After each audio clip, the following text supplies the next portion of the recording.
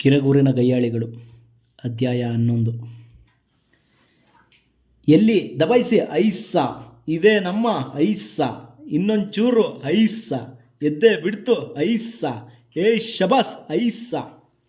ಸೋನ್ಸ್, ಮಲಯಾಳಿ, ಸುಬ್ಬೇಗೌಡ, ಕಾಳೇಗೌಡ, ಭೈರಪ್ಪ 5 ಜನರು ಸೋನ್ಸ್ ತುಂಡು ಹಾಕಿದ ಮರವನ್ನು ಮನೆ ಎದುರಿಂದ ಆಚೆ ಉರುಳಿಸಲು ಪ್ರಯತ್ನಿಸುತ್ತಿದ್ದರು. ಆ ಮರದ ಸೊಪ್ಪು ಗೆಲ್ಲುಗಳನ್ನೆಲ್ಲ ಆಗಲೇ ಕಡಿದು ಊರವರೆಲ್ಲ ಸೌದೆ ಮಾಡಿ ಮನೆಗೆ ಸಾಗಿಸಿದ್ದರು. ಇನ್ನುಳಿದಿದ್ದು ಆ ಮರದ ಕಾಂಡ ಮಾತ್ರ. ಸುತ್ತಿನ ಸುಳಿ ಮರವಾದಿದ್ದರಿಂದ ಗರಗಸದಲ್ಲಿ 2 ಕಡೆಗಳಿಗೆ ತುಂಡು ಹಾಕಲು ಸೋನ್ಸ್ 2 ದಿನ ತೆಗೆದುಕೊಂಡ. 10 ನಿಮಿಷಕ್ಕೆ ಒಂದು ಸಾರಿ ಗರಗಸ ಆಚೆಗೆ ತೆಗೆದು ಅರದಲ್ಲಿ ಹಲ್ಲನ್ನು ಉಜ್ಜುವುದು, ಸುತ್ತಿಗೆಯಲ್ಲಿ ತಟ್ಟುವುದು, ಮೇಣ ಹಿಡಿಯದಂತೆ ಎಣ್ಣೆ ತಿಕ್ಕುವುದು ನಡೆದೇ ಇತ್ತು.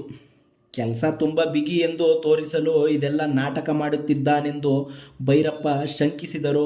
ಹೇಗಾದರೂ ಈ ಮರದ ದಿಮ್ಮಿ ಇಲ್ಲಿಂದ ಆಚೆ ದಾಟಿದರೆ ಸಾಕೆಂದು ಮಾತನಾಡದೆ ಸುಮ್ಮನಿದ್ದ.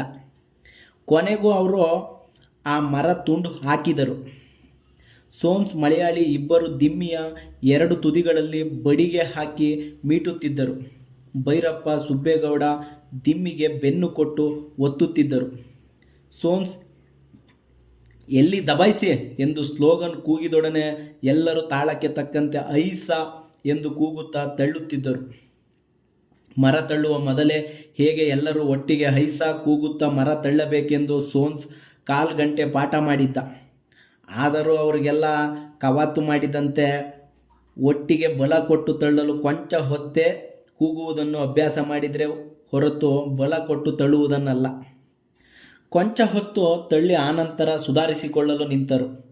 ಭೈರಪ್ಪ ಮಲಯಾಳಿಗೆ, ಏನೋ ಮಾರಯ್ಯ, ನಿನ್ನ ಮೇಸ್ತ್ರಿ ಮರ ಮುಟ್ಟಿದರೆ ಸಾಕು, ಮರ ಹೇಳ್ದಂತೆ ಕೇಳ್ತದೆ ಅಂತ ಹೇಳಿದೆ, ಈಗ ಬಡಿಗೆ ಹಾಕಿ ಮೀಟಿದ್ರು ಕೇಳ್ತಿಲ್ವಲ್ಲ ಎಂದ. ನೀವು ಒಬ್ಬೊಬ್ಬರು ಒಂದೊಂದು ಸಾರಿ ತಳ್ಳಿದರೆ ಹೆಂಗೆ ಮರ ಉರುಳುತ್ತೆ ಎಂದು ಸೋನ್ಸು. ತಳ್ಳಲು ಜನ ಸಾಲದೆಂದು ಯೋಚಿಸಿದ ಸುಬ್ಬೇಗೌಡ ಹೋಗಿ ಹರಿಜನರ ಕೇರಿಯಿಂದ ಜನ ಕರೆಯೋಣ ಎಂದು ಹೇಳಿದ. ಭೈರಪ್ಪ ಕುಪಿತನಾಗಿ, ಇಷ್ಟೆಲ್ಲ ನಾವೇ ಮಾಡಿ ಈಗ ಯಾಕೆ ಅವರಿಗೆ ಸಲಾಂ ಹೊಡಿಬೇಕು? ನಾವಾಗೆ ಕರೆದ್ರೆ ಅವ್ರ ಮುಕ್ಲಿ ಅಟ್ಟಕ್ಕೆ ಹೋಗ್ತದೆ. ಅವ್ರಿಗೇನು ಗೊತ್ತಿಲ್ವಾ ನಾವು ಮಾಡ್ತಿರೋದು ಊರೊಟ್ಟಿನ ಕೆಲಸ ಅಂತ? ಬಂದು ಕೈ ಸೇರಿಸಿದ್ರೆ ಕೇರಿ ಒಳಗೆ ಕೂತಿದ್ದಾರೆ ಎಂದು ಸಿಡುಕಿದ. ಹಾಗಾಗಿ ಕೊಂಚ ಸುಧಾರಿಸಿಕೊಂಡ ಮೇಲೆ ಮತ್ತೆ 5 ಮರ ತಳ್ಳಲು ಎದ್ದರು. ಎಲ್ಲಿ ದಬಾಯಿಸಿ ಐಸ್ಸ, ಇನ್ನೊಂಚೂರು ಐಸ್ಸ, ಎದ್ದೇ ಬಿಡ್ತು ಐಸ್ಸ. ಅಲ್ಲಾಡದ ಮರವನ್ನು ಎದ್ದೇ ಬಿಡ್ತು ಎಂದು ಕೂಗುತ್ತಾ ಅವರು ತಳ್ಳುತ್ತಿದ್ದುದು ಅಪಹಾಸ್ಯದಂತೆ ಕಾಣುತ್ತಿತ್ತು. ಅಷ್ಟರಲ್ಲೇ ಆಕಸ್ಮಿಕವಾಗಿ ಅವರೆಲ್ಲರ ಬಲವು ಒಮ್ಮೆಲೆ ಸಂಯೋಜನೆಗೊಂಡಂತೋ ಏನೋ. ಇದ್ದಕ್ಕಿದ್ದಂತೆ ದಿಮ್ಮಿ ಕೊಂಚ ಮುಂದಕ್ಕೆ ಅಲುಗಿತು. ಎಲ್ಲ ಒಮ್ಮೆಲೆ ಅದು ಹಿಂದಕ್ಕೆ ಸರಿಯದಂತೆ ಬಡಿಗೆ ಕೊಡೋ ಎಂದು ಕಾಳೇಗೌಡನಿಗೆ ಕೂಗಿದ್ರು. ಅವನು ಬಡಿಗೆ ಕೊಟ್ಟಾದ ಮೇಲೆ ಮತ್ತೆ ಎಲ್ಲರೂ ವೀರ ಮೀಸಲು ಕೆಲಸ ಬಿಟ್ಟು ನಿಂತರು. ಮರ ಅಲ್ಲಾಡಿದ್ದು ನೋಡಿ ಕೊಂಚ ಆತ್ಮವಿಶ್ವಾಸ ಬಂದ ಸೋನ್ಸು, ಸರಿಯಾದ ಆಧಾರ ಇದ್ದಿದ್ರೆ ಈ ಮರ ಉಳಿಸೋದಕ್ಕೆ 5 ಜನ ಬೇಕಾ? ನಾನು ಒಬ್ಬನೇ ಇದ್ದನ್ನು ಇಲ್ಲಿಂದ ಊರಾಚೆ ಕಳಿಸ್ತಿರ್ಲಿಲ್ವಾ? ಏನು ಮಾಡ್ತೀರಾ? ಮುಖ್ಯ ಈ ಬಡಿಗೆನೇ ಸರಿ ಇಲ್ಲ ಎಂದು ಮರ ಮೀಟುತ್ತಿದ್ದ ಬಡಿಗೆಯನ್ನು ನಿಂದಿಸಿ ತಾನು ಹಿಂದೆಲ್ಲ ಉರುಳಿಸುತ್ತಿದ್ದ ಬೃಹದಾಕಾರದ ಮರಗಳನ್ನು, ಅದಕ್ಕಾಗಿ ತಾನು ಮಾಡಿಕೊಂಡಿದ್ದ ಬಡಿಗೆಗಳನ್ನು ವರ್ಣಿಸುತ್ತಾ ಬಡಾಯಿ ಆರಂಭಿಸಿದ. ಅವನ ಕತೆ ಎಲ್ಲ ಮುಗಿದ ನಂತರ, ಆ ಹಳೆ ಕತೆ ಎಲ್ಲ ಇರಲಿ ಮೇಸ್ತ್ರಿ, ಈ ಸಾರಿ ಮಾತ್ರ ಈ ಮರ ಇಲ್ಲಿಂದ ಉರುಳಿಸದೆ ನಾವು ಕೆಲಸ ಕೈ ಬಿಡಬಾರ್ದು ಎಂದ. ಭೈರಪ್ಪನ ಜೊತೆ ಎಲ್ಲ ದೃಢ ನಿಶ್ಚಯ ಮಾಡಿ ಮರ ತಳ್ಳತೊಡಗಿದ್ರು. ಈ ಸಾರಿ ಆ ಮರ ಇನ್ನೂ ಕೊಂಚ ಮುಂದಕ್ಕೆ ಜರುಗಿತು. ಆಗೊಮ್ಮೆ ಸೋನ್ಸ್ನ ಬಡಿಗೆ ಕೊಂಚ ಜಾರಿ ದಿಮ್ಮಿ ಒಮ್ಮೆಲೆ ಬೆನ್ನು ಕೊಟ್ಟು ತಳ್ಳುತ್ತಿದ್ದ ಸುಬ್ಬೇಗೌಡನ ಮತ್ತು ಭೈರಪ್ಪನ ಬೆನ್ನಿನ ಮೇಲೆ ತೂಕ ಕೊಟ್ಟಿತು. ಅದು ಹಿಂದಕ್ಕೇನೂ ಉರುಳಿಲ್ಲ, ಕೊಂಚ ಹಿಂದಕ್ಕೆ ವಾಲಿತು ಅಷ್ಟೆ. ಹಿಂದಕ್ಕೆ ಉರುಳಿದ್ರೆ ಆ 5 ಜನರು ಹಪ್ಪಳ ಆಗ್ತಿದ್ರು. ಅಯ್ಯಯ್ಯೋ, ಈಗ ಡೀಲ ಬಿಡಬೇಡ್ರಿ, ನಮ್ಮ ಬೆನ್ನು ಮುರಿತದೆ ಎಂದು ಭೈರಪ್ಪ ಕೂಡಲೇ ಕೂಗಿದ. ಮಿಕ್ಕವರಿಗೆ ಎದೆ ಧಸಕ್ಕೆಂದಿತು. ದಿಮ್ಮಿ ಹಿಂದಕ್ಕೆ ಉರುಳಿದರೆ ತಮ್ಮ ಕೊನೆಗಾಲ ಸನ್ನಿಹಿತವಾದಂತೆಯೇ ಎಂದು ಊಹಿಸಿದ 4 ಐಸ ಸಹ ಕೂಗದೆ ಬಲವೆಲ್ಲ ಬಿಟ್ಟು ದಿಮ್ಮಿಯನ್ನು ಮುಂದಕ್ಕೆ ಮೀಟಿದ್ರು. ದಿಮ್ಮಿ ಕೂಡಲೇ ತನ್ನಿಂತಾನೆ ಎನ್ನುವಂತೆ ಮುಂದಕ್ಕೆ ಉರುಳಿತು. ಬೆನ್ಕೊಟ್ಟು ಒತ್ತುತ್ತಿದ್ದ ಭೈರಪ್ಪ ಸುಬ್ಬೇಗೌಡ ಹಿಂದಕ್ಕೆ ಮುಗ್ಗರಿಸಿದಂತಾಗಿ ತಡಬಡಾಯಿಸಿ ನಿಂತರು. ಎಲ್ಲ ನೋಡುತ್ತಿದ್ದಂತೆಯೇ ದಿಮ್ಮಿ ಒಂದು ಉರುಳು ಉರುಳಿತು. ಆನಂತರ ಮತ್ತೊಂದು ಉರುಳು. ಅಲ್ಲಿಂದ ಮುಂದೆ ನೆಲ ಬರಿಗಣ್ಣಿಗೆ ಅಂದಾಜು ಮಾಡಲಾಗದಷ್ಟು ಕೊಂಚವೇ ಇಳಿಜಾರಾಗುತ್ತಿತ್ತೆಂದು ತೋರುತ್ತದೆ. ಇದು ತಳ್ಳುತ್ತಿದ್ದವರ ಗಮನಕ್ಕೆ ಬಂದೇ ಇರಲಿಲ್ಲ. ಅವರೆಲ್ಲ ನೋಡುತ್ತಿದ್ದಂತೆಯೇ ತೇರಿನ ಗಾಳಿಯಷ್ಟು ಗುಂಡಾಗಿದ್ದ ಆ ಅಗಾಧ ದಿಮ್ಮಿ ಉರುಳುತ್ತಾ ನಿಧಾನವಾಗಿ ಭೈರಪ್ಪನ ಮನೆ ದಾಟಿಯೇ ಬಿಟ್ಟಿತು. ಸುಮ್ಮನೆ ನಿಂತು ಉರುಳುತ್ತಿದ್ದ ದಿಮ್ಮಿಯನ್ನು ಖುಷಿಯಿಂದ ನೋಡುತ್ತಿದ್ದ ಐವರ ಗಮನವು ಭೈರಪ್ಪನ ಮನೆ ದಾಟಿದ ಕೂಡಲೇ ಅದು ಉರುಳುತ್ತಿದ್ದ ದಿಕ್ಕಿನ ಕಡೆಗೆ ಗಮನ ಹೋಯಿತು. ನೋಡ್ತಾರೆ, ಅದು ನೇರವಾಗಿ ಸುಬ್ಬೇಗೌಡನ ಮನೆ ದಿಕ್ಕು ಹಿಡಿದಿದೆ. ಸುಬ್ಬೇಗೌಡ ಗಾಬರಿಯಾದ. ಈ ಹೆಬ್ಬಲಸಿನ ಮರ ಕೊನೆಗೂ ತನ್ನ ಮನೆಯನ್ನು ನಾಶ ಮಾಡಲು ನಿಶ್ಚಯಿಸಿರುವಂತೆ ಕಂಡಿತು. ಓಡಿ ಅದರೆದುರು ಉರುಳದಂತೆ ಕೈಯಲ್ಲಿಂದ ಗಟ್ಟ ಕೊಡಬೇಕೆಂದು 4 ಹೆಜ್ಜೆ ಹಾಕಿದ. ಸೊಂಟ ಚುಳ್ ಎಂದು ನೋವಾಯಿತು. ಸೊಂಟ ಉಳುಕಿರಬಹುದೆಂದು ಊಹಿಸಿದ. ಅವನು ಆ ದಿಮ್ಮಿಗೆ ಬೆನ್ನು ಕೊಟ್ಟಿದ್ದೇ ತಪ್ಪಾಯ್ತೆಂದು ತನ್ನನ್ನು ತಾನು ಶಪಿಸಿಕೊಳ್ಳುತ್ತಾ ಸೊಂಟ ಹಿಡಿದು ನಿಂತ. ಭೈರಪ್ಪನು ಅದೇ ಸ್ಥಿತಿಯಲ್ಲಿದ್ದರಿಂದ ನಿಂತಲ್ಲಿಂದಲೇ ಕೂಗಿ ಸುಬ್ಬೇಗೌಡನ ಮನೆಯಲ್ಲಿರುವವರಿಗೆ ಎಚ್ಚರಿಕೆ ಕೊಟ್ಟ. ಸೋನ್ಸು ಉರುಳುತ್ತಿದ್ದ ದಿಮ್ಮಿಗೆ ಅಡ್ಡ ಕೊಡಲು ಬಡಿಗೆ ಹಿಡಿದು ಓಡಿದ. ಇತ್ತ ಉರುಳುತ್ತಾ ದಿಮ್ಮಿ ಸುಬ್ಬೇಗೌಡನ ಮನೆಗೆ ಹತ್ತಿರವಾಯಿತು. ಮನೆಯಲ್ಲಿದ್ದವರು ಜ್ವಾಪಾನ ಎಂದು ಸೋನ್ಸ್ ಮತ್ತೊಮ್ಮೆ ಕೂಗಿದ. ಅವನು ಕೂಗುವ ಹೊತ್ತಿಗೆ ಸರಿಯಾಗಿ ಬಾಗಿಲು ತೆರೆದು ಏನು ಗಲಾಟೆ ಎಂದು ನೋಡಲು ದಾನಮ್ಮ ಹೊರಗೆ ಬಂದಳು. ಉರುಳಿ ಬರುತ್ತಾ ಇದ್ದ ದಿಮ್ಮಿ ಅವಳ ಕಣ್ಣಿಗೆ ಬಿತ್ತು. ಸೋನ್ಸ್ನೇ ಅದನ್ನು ಉರುಳಿಸುತ್ತಿದ್ದಾನೆ ಎಂದು ತಿಳಿದಳು. ಮೊದಲೇ ಈ ಮರದ ದೆಸೆ ಆದ ತೊಂದರೆಗಳಿಂದ ಅವಳಿಗೆ ರೇಗಿತ್ತು. ಈಗ ಚಲಿಸುವ ಬೆಟ್ಟದಂತೆ ಮನೆ ಕಡೆ ನುಗ್ಗುತ್ತಿದ್ದ ದಿಮ್ಮಿ ನೋಡಿ ಭಯಕ್ಕಿಂತ ಕೋಪವೇ ಹೆಚ್ಚಾಯಿತು. ಬಾಗಿಲು ತೆರೆದು ಹೊರಬಂದ ಈ ನೀಳಾಕಾಯದ ಸುಂದರಿಯ ರೂಪ ಆಕಾರಗಳ ಕಡೆಗೆ ಸೋನ್ಸ್ನ ಗಮನ ಹೋಗುವುದಕ್ಕೆ ಮೊದಲೇ ಕೋಪದಿಂದ ದುರ್ಗಣ್ಣು ಬಿಟ್ಟು ನೋಡಿದ ಅವಳ ಕಣ್ಣುಗಳಿಂದ ಅಕ್ಷರಶಃ 2 ಈಟಿಗಳು ಬಂದು ಸೋನ್ಸ್ನಿಗೆ ಇರಿದಂತಾಯಿತು. ಸುಬ್ಬೇಗೌಡನ ಮನೆ ತುಳಸಿ ಕಟ್ಟೆ ಎದುರಿದ್ದ ಏರು ನೆಲ ದಿಮ್ಮಿಯ ಒಂದು ಮೂಲೆಯನ್ನು ಎತ್ತುತ್ತಲೂ ದಿಮ್ಮಿ ದಾನಮ್ಮನ ಕೋಪಕ್ಕೆ ಎದರಿದಂತೆ ಮತ್ತೆ ಎಡಕ್ಕೆ ರಸ್ತೆಗುಂಟ ತಿರುಗಿತು. ದಿಮ್ಮಿ ಎದರಿತೋ ಇಲ್ವ, ಸೋನ್ಸ್ ಮಾತ್ರ ಎದರಿ ಮುಖ ತೋರಿಸದೆ ದಿಮ್ಮಿ ದಾನಮ್ಮನ ಮನೆ ದಾಟುವವರೆಗೂ ಅದರ ಮರೆಯಲ್ಲೇ ಸಾಗಿದ. ದಿಮ್ಮಿ ಉರುಳುವುದನ್ನು ನಿಲ್ಲಿಸಲೇ ಇಲ್ಲ. ಹಾಗೆಂದು ಅದು ವೇಗ ವೃದ್ಧಿ ಮಾಡಿಕೊಂಡು ಜೋರಾಗಿ ಉರುಳಲೂ ಇಲ್ಲ. ಸುಬ್ಬೇಗೌಡನ ಮನೆ ಬಳಿ ದಿಕ್ಕು ಬದಲಿಸಿ ರಸ್ತೆ ನೇರಕ್ಕೆ ತಿರುಗಿದ ಮೇಲೆ ಮರ ಉರುಳಿಸಿದ ಯಾರಿಗೂ ಅಷ್ಟೊಂದು ಗಾಬರಿಯಾಗಲಿಲ್ಲ. ಈಗಿಲ್ಲದಿದ್ದರೆ ಇನ್ನೊಂದು ನಿಮಿಷಕ್ಕೂ ಏನಾದರೂ ತಡೆದು ಅದು ನಿಂತೇ ನಿಲ್ಲುತ್ತದೆಂದು ಅವರು ತಿಳಿದಿದ್ದರು. ಸುಬ್ಬಯ್ಯನಿಗೂ ಭೈರಪ್ಪನಿಗೂ ಸೊಂಟ ತೊಂದರೆ ಕೊಡುತ್ತಿದ್ದರಿಂದ ಕಾಳೇಗೌಡ, ಸೋನ್ಸ್, ಮಲಯಾಳಿ ಮೂವರು ದಿಮ್ಮಿ ಜೊತೆ ಓಡುತ್ತಾ ಅದಕ್ಕೆ ಅಡ್ಡಲಾಗಿ ಬಡಿಗೆಗಳನ್ನು ಕಲ್ಲುಗಳನ್ನು ಇಟ್ಟು ನಿಲ್ಲಿಸಲು ಪ್ರಯತ್ನಿಸುತ್ತಿದ್ದರು. ಆದರೆ ದಿಮ್ಮಿ ರೋಡ್ ಇಂಜಿನ್ನಂತೆ ಅವನ್ನೆಲ್ಲ ಹತ್ತಿ ಇಳಿದು ಕಲ್ಲುಗಳನ್ನು ನೆಲಮಟ್ಟಕ್ಕೆ ಒತ್ತಿ ಮುಂದುವರಿಯಿತು. ರಸ್ತೆ ಅದರ ನೇರಕ್ಕೆ ಸ್ವಲ್ಪ ದೂರ ಮುಂದುವರಿದು ಆನಂತರ ಬಲಕ್ಕೆ ಹರಿಜನರ ಕೇರಿ ಕಡೆಗೆ ತಿರುಗಿತು. ಆ ತಿರುಗಣೆ ಹತ್ತಿರ ಒಂದು ಹಳೆ ದೇವಸ್ಥಾನ. ಅದರ ಪಕ್ಕ ರಸ್ತೆಗೆ ತಾಗಿಕೊಂಡೇ ಒಂದು ದೇವಗಣಿಗಲು ಮರ. ಆ ಮರಕ್ಕೆ ಡಿಕ್ಕಿ ಹೊಡೆದು ನಿಂತೇ ನಿಲ್ಲುತ್ತದೆಂದು ಲೆಕ್ಕಾಚಾರ ಹಾಕಿ ಮೂವರು ಸಮಾಧಾನದ ನಿಟ್ಟುಸಿರು ಬಿಟ್ಟರು. ಸುಮಾರು 1.5 ಹಾಳು ಎತ್ತರದ ಅನೇಕ ಟನ್ ತೂಕದ ದಿಮ್ಮಿ ಅಕ್ಕಪಕ್ಕದ ಚಿಕ್ಕ ಪುಟ್ಟ ಗಿಡಗಳನ್ನು, ಅಂಗಳದ ಬೇಲಿಯನ್ನು, ಹಲವಾರು ಹುತ್ತಗಳನ್ನು ಅವು ಅಲ್ಲಿ ಇರಲೇ ಇಲ್ಲವೆಂಬಂತೆ ನೆಲಸಮ ಮಾಡಿ ಮುಂದುವರಿಯಿತು. ಸೊಂಟ ಹಿಡಿದುಕೊಂಡು ಹಿಂದೆ ನಿಂತು ನೋಡುತ್ತಿದ್ದ ಸುಬ್ಬೇಗೌಡ ಮತ್ತು ಭೈರಪ್ಪ ಇಬ್ಬರಿಗೂ ಬೆಟ್ಟದಂಥ ದಿಮ್ಮಿಗೆ ತಳ್ಳಿ ಚಾಲನೆ ಕೊಟ್ಟವರು ತಾವೇ ಎಂದು ಆಶ್ಚರ್ಯವಾಯಿತು. ಕಾಳೇಗೌಡ ರಸ್ತೆ ತಿರುವಿನಿಂದ ಯಾರಾದರೂ ಮುಂದೆ ಬಂದು ತಿಳಿಯದೆ ದಿಮ್ಮಿಗೆ ಅಡ್ಡ ಸಿಕ್ಕೊಂಡರೆಂದು ಎಚ್ಚರಿಕೆ ಹೇಳಲು ದಿಮ್ಮಿಗಿಂತ ಮುಂದೆ ರಸ್ತೆ ತಿರುವಿನತ್ತ ಓಡಿದ.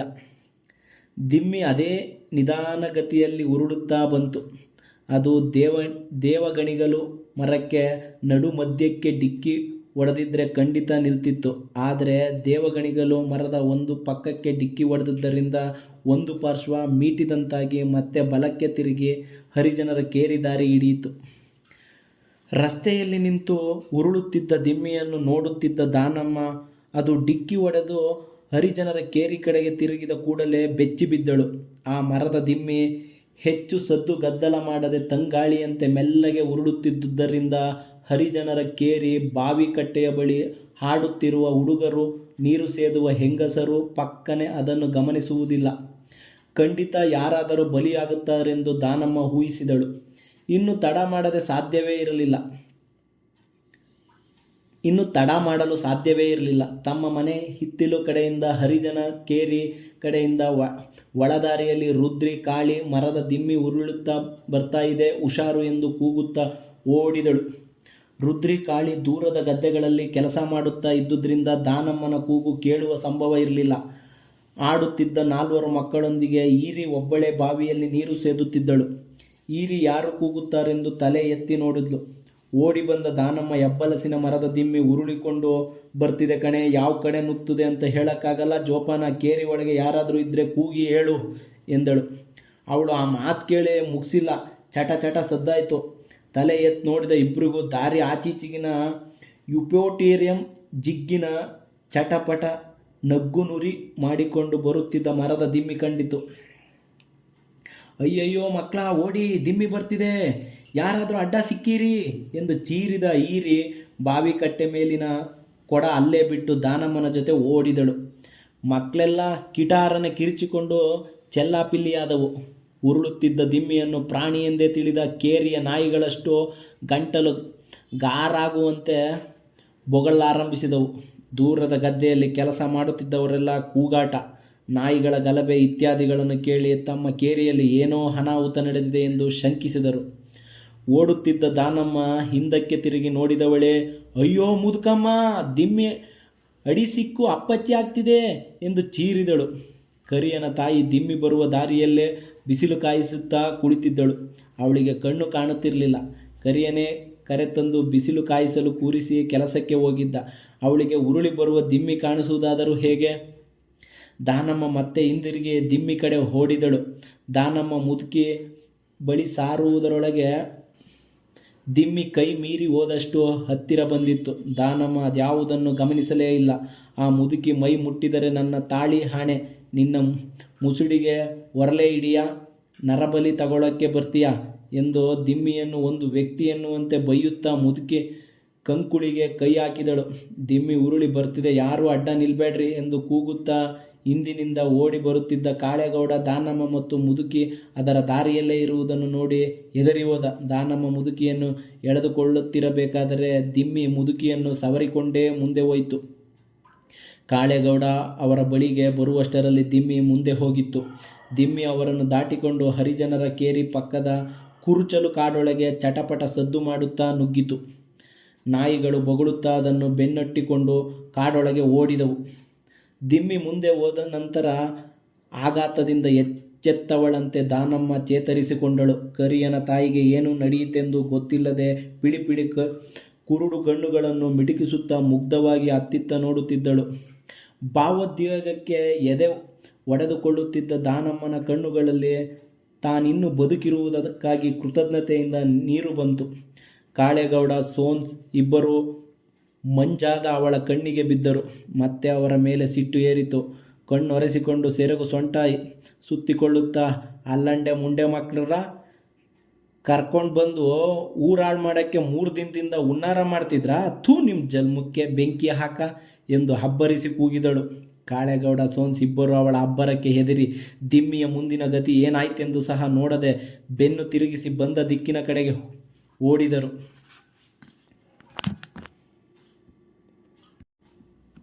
ಅಧ್ಯಾಯ 12. ರುದ್ರಿ, ಕಾಳಿ, ಸಿದ್ಧ ಎಲ್ಲ ಗದ್ದೆ ಕಡೆಯಿಂದ ಓಡಿ ಬಂದಾಗ ದಾನಮ್ಮ ಕಾಳೇಗೌಡ ಓಡಿ ಹೋದ ದಿಕ್ಕಿನ ಕಡೆಗೆ ಸಿಟ್ಟಿನಿಂದ ನೋಡುತ್ತಾ ನಿಂತಿದ್ದಳು. ಈರಿ ಬಾಯಿಂದ ನಡೆದುದನ್ನೆಲ್ಲ ಕೇಳಿ ನೆಮ್ಮದಿಯ ನಿಟ್ಟುಸಿರು ಬಿಟ್ಟು ಅವರು ದಾನಮ್ಮನ ಕಣ್ಣಾಗೆ ನೀರಾಡ್ತಿದ್ದದ್ದು ನೋಡಿ ಯಾರೋ ಪೈಸಲಾದ್ರು ಅಂತಲೇ ಮಾಡಿದ್ವಿ ಎಂದರು. ಈ ಕರಿಯನ ತಾಯಿ ಕುಳಿತಿದ್ದ ಜಾಗ, ದಿಮ್ಮಿ ಬಂದ ದಾರಿ, ಅದು ಪುಡಿ ಮಾಡಿದ ಯುಪೋಟೇರಿಯಂ ಜಿಗ್ಗು ಇತ್ಯಾದಿಗಳನ್ನೆಲ್ಲ ತೋರಿಸಿದಳು. ಯುಪೋಟೇರಿಯಂ ಚಾಪೆ ಹಾಸಿದಂತೆ ನೆಲಕ್ಕೆ ಮಲಗಿತ್ತು. ಅದರೊಳಗೆ ಗುಳ್ಳೆ ನರಿಗಳು ಸೇರಿಕೊಂಡು ಕೇರಿಯ ಕೋಳಿಗಳನ್ನೆಲ್ಲ ಕದಿಯುತ್ತಿದ್ದುದರಿಂದ ಅದು ಸಪಾಯ ಆಗಿದ್ದು ಒಳ್ಳೆಯದೇ ಆಯಿತೆಂದು ಅವರಿಗೆ ಸಮಾಧಾನ ಆಯಿತು. ಎಲ್ಲ ಕೂಡಿ ಆ ಮಹಾಕಾಯದ ದಿಮ್ಮಿ ಎತ್ತ ಹೋಯಿತೆಂದು ಹುಡುಕಾಡಿದರೂ ಧೂಮಕೇತುವಿನಂತೆ ಬಂದ ದಿಮ್ಮಿ ಯಾರ ಕಣ್ಣಿಗೂ ಕಾಣಲಿಲ್ಲ. ಅದು ಪುಡಿ ಮಾಡಿ ಹೋದ ಗಿಡ ಮರ ಹುತ್ತಗಳಿಲ್ಲದಿದ್ದರೆ ಯಾರಿಗೂ ದಾನಮ್ಮನಿಗೂ ಭ್ರಾಂತಿ ಹಿಡಿದಿದೆ ಎಂದೇ ಎಲ್ಲ ತಿಳಿಯುತ್ತಿದ್ದರು. ಕಾಡಿನ ಯಾವ ಸಂದು ಗುಂದು ಮೂಲೆಗಳಲ್ಲಿ ಹುಡುಕಿದರೂ ಅವರಿಗೆ ಅದರ ಅವಶೇಷ ಸಹ ಕಾಣಲಿಲ್ಲ. ಕಾಡೊಳಗೆ ನುಗ್ಗಿದ ದಿಮ್ಮಿ ಮಂಗಮಾಯವಾಗಿತ್ತು. ಕೊಂಚ ದೂರದ ಆನಂತರ ಈಚಲು ಬಯಲು ಇದ್ದುದರಿಂದ ದಿಮ್ಮಿ ಉರುಳಿದಾಗ ಬಾಗಿದ ಈಚಲು ಗರಿಗಳೆಲ್ಲ ಆನಂತರ ನೆಟ್ಟಗಾಗಿ ಅದು ಹೋದ ದಿಕ್ಕು ತಿಳಿಯುತ್ತಿರಲಿಲ್ಲ. ದೆವ್ವ ಭೂತಗಳಲ್ಲಿ ದೇವರಷ್ಟೇ ಶ್ರದ್ಧೆ ನಂಬಿಕೆ ಇದ್ದ ಈ ಹಳ್ಳಿಯವರು ದಿಮ್ಮಿ ಅಂತರ್ಧಾನವಾದುದಕ್ಕೆ ಸಮರ್ಪಕ ವಿವರಣೆ ಕಂಡುಕೊಳ್ಳಲು ಹೆಚ್ಚಿನ ಪ್ರಯತ್ನ ಮಾಡಲಿಲ್ಲ. ಸೋಮ್ಸ್ ಅದನ್ನು ಕುಯ್ದ ಕೂಡಲೇ ಅದು ಉರುಳಿಕೊಂಡು ದೇವಸ್ಥಾನಕ್ಕೆ ಪ್ರದಕ್ಷಿಣೆ ಬಂದು ಕಾಡೊಳಗೆ ಯಾರೂ ಇಲ್ಲದ ಜಾಗಕ್ಕೆ ಹೋಗಿ ಮಾಯವಾಗಿ ಹೋಯಿತೆಂದು ಹೇಳಿಕೊಂಡು ಹಿಂದಿರುಗಿದರು. ದಿಮ್ಮಿ ಮಾಯವಾಗುವುದು, ದೆವ್ವ ಭೂತಗಳಿರುವುದು ಸುಳ್ಳು ಎಂದಾದರೆ ಆ ದಿಮ್ಮಿ ಉರುಳಿಕೊಂಡು ಅಲ್ಲಿಗೆ ಅರ್ಧ ಮೈಲು ದೂರದಲ್ಲಿ ಹರಿಯುತ್ತಿರುವ ಎಣ್ಣೆ ಹೊಳೆಗೆ ಬಿದ್ದು ತೇಲಿ ಹೋಗಿರಬೇಕಷ್ಟೆ, ಅಥವಾ ಹಸಿ ಮರವಾದ್ದರಿಂದ ಮುಳುಗಿರಲಕ್ಕೂ ಸಾಕು. ಎಣ್ಣೆ ಹೊಳೆಯಲ್ಲಿ ಸುತ್ತಿನ ಮಡು, ತಿರುಗಣೆ ಮಡು, ಕಲ್ಕೊಂಡ ಮುಂತಾದ ಬಹಳ ಆಳವಾದ, ಈವರೆಗೂ ಯಾರೂ ಮುಳುಗು ಹಾಕಿ ತಳ ಕಂಡಿಲ್ಲದ ಮಡುಗಳಿವೆಯಂತೆ. ಕೆಲವರು ಕಾಶಿಗೂ ಈ ಗುಂಡಿಗಳಿಗೂ ಒಳಗೆ ಕನೆಕ್ಷನ್ ಇದೆ ಎಂದು ಇಲ್ಲಿ ಮುಳುಗಿದವರು ಅಲ್ಲಿ ಹೇಳ್ತಾರೆಂದು ಹೇಳ್ತಾರೆ. ಇಲ್ಲಿ ಮುಳುಗಿದವರು ಕಾಶಿಯಲ್ಲಿ ಎದ್ರೋ ಕೈಲಾಸದಲ್ಲಿ ಎದ್ರೋ ಹೋಗಿ ನೋಡುವವರ್ಯಾರು ಅಂತ ಒಂದು ಗುಂಡಿಯಲ್ಲಿ ಈ ದಿಮ್ಮಿ ಹೋಗಿ ಮುಳುಗಿರ್ಲಿಕ್ಕೂ ಸಾಕು. ದಾನಮ್ಮ ಬೈದಾಗ ಅವಳ ಮನೆ ಹತ್ತಿರ ದಿಕ್ಕು ಬದಲಿಸಿ ದೇವಸ್ಥಾನದ ಬಳಿ ದಾರಿಗುಂಟ ಎಡಕ್ಕೆ ತಿರುಗಿ ಅಡ್ಡ ಸಿಕ್ಕ ಕರಿಯನ ತಾಯಿಯನ್ನು ಸಾಯಿಸದೆ ಕೂದಲೆಳೆಯಷ್ಟರಲ್ಲಿ ತಪ್ಪಿಸಿ ಇಷ್ಟೆಲ್ಲ ಮಾಡಿದ ದಿಮ್ಮಿಗೆ ಹೋಗಿ ಹೊಳೆ ಹಾರಿ ಅಂತರ್ಧಾನವಾಗುವುದೇನು ಕಷ್ಟವೇ?